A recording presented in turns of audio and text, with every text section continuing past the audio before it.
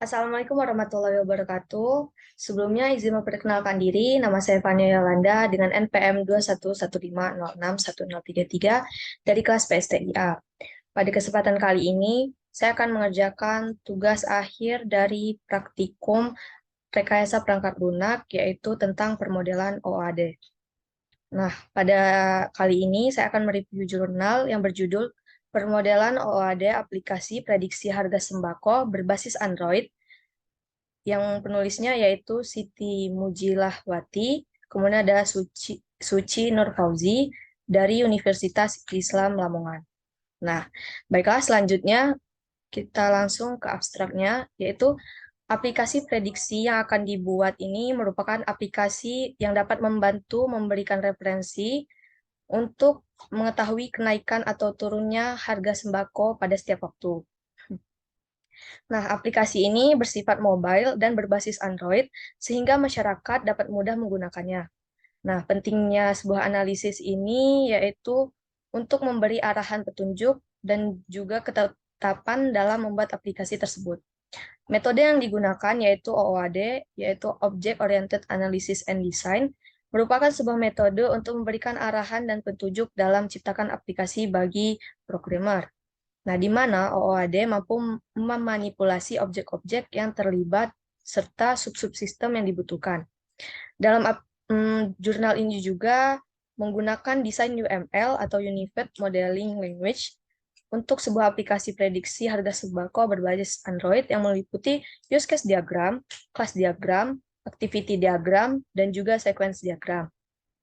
Nah, baiklah, selanjutnya pendahuluan. Jadi, kondisi harga sembako hampir sama mengalami perubahan harga, meskipun kenaikan harga tidak begitu banyak, namun itu menjadi pengganggu bagi masyarakat. Kemudian, seiring perkembangan teknologi mobile yang semakin cepat, terutama pada sistem Android, maka membuat para kompetitor menciptakan beragam aplikasi startup yang dapat memudahkan para user dalam bidang bisnis. Kemudian di sini OAD adalah metode terstruktur untuk menganalisis, merancang sistem dengan menetapkan konsep berorientasi objek, dan mengembangkan serangkaian model sistem grafis selama siklus hidup perkembangan perangkat lunak. Konsep ini sangat baik dan sesuai dengan metode penelitian dengan menggunakan model waterfall, dan pada konsep ini bertujuan menekan pada pembuat model sistem. Untuk itu, pada paper ini fokus dari penelitian dan yang akan dibahas pada artikel ini yaitu membuat desain OOAD, Object Oriented Analysis and Design, dan UML. Baiklah, selanjutnya ada metode penelitian. Nah, jadi pada teknik penelitian ini akan menggunakan action research dengan model SDLC, yaitu System Developer Lifecycle. Dengan menggunakan model SDLC ini diharapkan mampu memberikan arahan peneliti dalam membangun sebuah aplikasi. Dan juga pada sistem ini digunakan model OOAD, yaitu Object Oriented Analysis and Design, di mana pada penelitian ini terlebih dahulu akan dilakukan analisis permasalahan dan data, serta desain sistem, implementasi, uji coba, dan tahap pemeliharaan. Selanjutnya ada yang pertama yaitu analisis sistem. Nah, dilakukannya analisis ini bertujuan untuk mempelajari suatu sistem atau bagi-bagian untuk mengidentifikasi tujuan. Nah, analisis kebutuhan aplikasi ini dilakukan dengan cara yaitu observasi, yaitu dengan pendekatan kepada masyarakat tentang respon kenaikan harga sembako. Selanjutnya akan dilakukan wawancara dan respon tentang usulan aplikasi yang akan dibuat. Kemudian, yang kedua ada literasi data harga sembako dari berbagai tahun terakhir sebagai dasar acuan harga naik atau turun. Pada penelitian ini akan digunakan sebuah metode register linier untuk menilai harga sembako tersebut naik atau turun. Nah, selain analisis kebutuhan, juga memiliki analisis fungsionalitas, yaitu adanya tampilan menu user untuk memilih jenis bahan pokok sembako, melihat hasil prediksi terakhir, melakukan prediksi, menginputkan harga jenis sembako terakhir, dan melihat hasil prediksi yang diinginkan. Kemudian yang kedua ada desain sistem. Nah, desain sistem merupakan kumpulan aturan, batasan, dan prinsip yang diimplementasikan dalam desain dan kode. Kemudian terdapat ketiga atribut yang melayani fungsi yang berbeda dan memberikan keteraturan sistem yang koheren dalam sistem dari tombol aplikasi halaman tunggal. Yaitu yang pertama ada aturan. Nah, di sini harus memiliki isyarat visual atau teks untuk menunjukkan CTA. Kemudian ada batasan, yaitu hanya dapat memiliki 3 jenis unik, utama, sekunder, dan doublet. Kemudian yang ketiga ada prinsip, yaitu harus digunakan untuk interaksi pengguna tertentu. Nah, berdasarkan hasil analisis, maka akan dibuat pemodelan desain sistem. Nah, desain sistem mengacu pada konsep OOAD. Kemudian ada hasil dan pembahasan. Nah, di sini hasil dan pembahasan yang pertama ada use case yang bertujuan untuk membantu tim pengembang memvisualisasikan persyaratan fungsional suatu sistem termasuk hubungan aktor untuk proses penting serta hubungan di antara yang berbeda.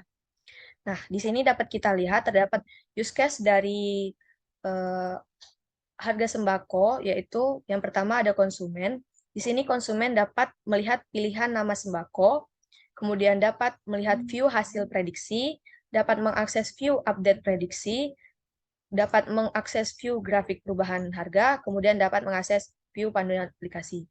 Kemudian di sini dapat kita lihat pada view hasil prediksi diinkludkan ke input harga terakhir, kemudian diinkludkan lagi ke pilihan nama sembako.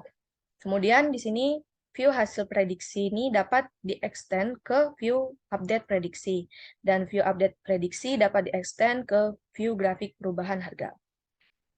Kemudian selanjutnya ada kelas diagram. Di sini dapat kita lihat kelas diagram terdiri dari prediksi, yang dimana bagian atributnya itu ada nama bahan, kemudian harga terakhir, harga prediksi, dan hitung. Kemudian di sini ada bahan pokok, yaitu atributnya ada nomor, nama bahan, tahun, kemudian add, kemudian update, delete, dan search. Kemudian di bagian bawah terdapat hasil prediksi, yaitu terdapat atribut nomor, kemudian harga terakhir, hasil prediksi, dan update. Kemudian ada panduan, yaitu ada ID panduan, kemudian keterangan, kemudian ada insert, update, dan delete. Kemudian ada update harga, yaitu ada ID, dan periode, hasil prediksi, dan update. Nah, relasi yang digunakan pada kelas-kelas di atas adalah relasi asosiasi dan realisasi dengan artian kelas yang dari bahan pokok dan hasil prediksi relasi dari kelas prediksi, mulai dari data, proses, dan hasil.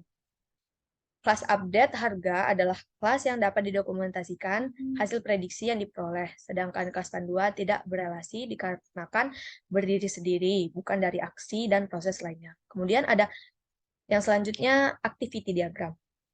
Di sini terdapat 2 kolom, yaitu ada konsumen dan sistem respon. Nah, yang pertama ada start, kemudian konsumen dapat membuka aplikasi, kemudian sistem akan menampilkan menu. Setelah menampilkan menu, sistem akan user akan membuka atau mengakses, melakukan prediksi harga, kemudian menginputkan harga terakhir, melakukan prediksi harga, kemudian sistem akan meminta harga terakhir. Kemudian setelah meminta harga terakhir, user akan menginputkan harga terakhir, kemudian sistem operasi akan menghitung harga prediksi, kemudian sistem akan menghitung hasil prediksi dan akan dikirim ke konsumen, yaitu dapat melihat hasil prediksi. Kemudian percabangan selanjutnya yaitu ada melihat update harga prediksi. Nah, di sini dari hasil prediksi, sistem akan update harga prediksi, kemudian ditampilkan ke konsumen, yaitu melihat update harga prediksi. Kemudian sistem memproses grafik hasil prediksi dan ditampilkan ke konsumen, yaitu menampilkan grafik harga prediksi, dan kemudian selesai. Selanjutnya yaitu ada activity diagram, mulai dari aktor atau konsumen melakukan aktivitas sampai aktivitas sistem respon. Nah, di sini terdapat start, kemudian konsumen dapat membaca jenis sembako, kemudian memasukkan harga terakhir, kemudian baca data harga, selanjutnya ada menghitung prediksi, kemudian ada pembacaan hasil, dan di bagian menghitung prediksi akan ditotalkan yaitu Y sama dengan A plus BX, di mana terdapat rumus sebagai berikut. Kemudian yang selanjutnya ada sequence diagram, yaitu adalah salah satu diagram yang ada pada UML. Sequence diagram ini adalah diagram yang menggambarkan kolaborasi dinamis antar sejumlah objek. Kegunaannya yaitu untuk menunjukkan rangkaian pesan yang dikirim antara objek-objek. Nah, di sini terdapat konsumen, jenis sembako, kemudian daftar harga, dan sembako. Kemudian konsumen dapat membuka atau mengakses jenis sembako, kemudian dapat melihat daftar harga, kemudian dapat melihat atau memilih salah satu jenis sembako. Kemudian dari jenis sembako dapat langsung melihat sembako. Dari sembako dapat memastikan jenis sembako yang akan dipilih oleh konsumen. Nah, jadi di sini setiap aktivitas yang dilakukan oleh konsumen pada proses pemilihan jenis sembako yang akan diprediksi disimbolkan dengan simbol air secara vertikal oleh garis lurus ini, dimulai dari membuka aplikasi sampai memilih salah satu jenis sembako yang telah disedia oleh sistem. Kemudian ada gambar sequence masuk, yaitu sequence pada proses konsumen melakukan prediksi. Yang pertama ada konsumen, di sini sebagai aktor, kemudian ada jenis sembako, kemudian ada harga, kemudian ada rumus regresi, kemudian ada data latih, kemudian ada hasil prediksi. Nah, di sini jenis sembako ini dapat di-request oleh konsumen. Kemudian jenis sembako diinputkan untuk melihat harga. Dari harga dapat melakukan penghitungan menggunakan rumus regresi, kemudian dari penghitungan tadi dapat diambil data latih, kemudian dari data latih akan di-outputkan hasil prediksi. Nah, baiklah, sekian dari saya tentang penjelasan permodalan OAT pada aplikasi sembako. Saya mohon maaf apabila ada kesalahan dalam penyampaian. Saya akhiri. Wassalamualaikum warahmatullahi wabarakatuh.